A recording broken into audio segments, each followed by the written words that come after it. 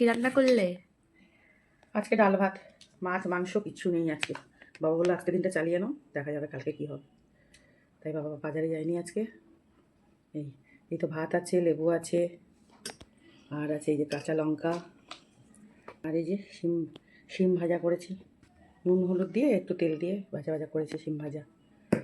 Veg ডাল, এই veg ডাল বলছি, এটা মিক্সড ডাল, সব 5-6 রকমের ডাল আছে, ওটা মেশানো আছে আর কি। এখন দোকানে ওটা প্যাকেটেও পাওয়া, অনেক দিন আগেই পাওয়া যায়। আজকে তো ওই ডালটাই বানিয়েছি, রাতে রুটিও দিয়ে হবে, এখন ভাতে হয়ে যাবে। আর এই যে আলু পটলের তরকারি করেছি,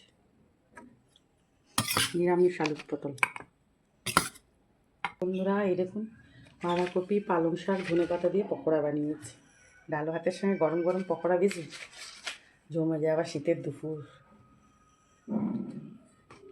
ধনেপাতাও সস্তা। তো এই আজকে এইগুলো বানিয়েছি, আর এগুলোই খাওয়া হবে দুপুরে। বন্ধুরা আবার কালকে দেখা হবে আপনাদের সঙ্গে রোজকারের দুপুরের মেনু নিয়ে। সবাই সুস্থ থাকবেন, ভালো থাকবেন, টাটা।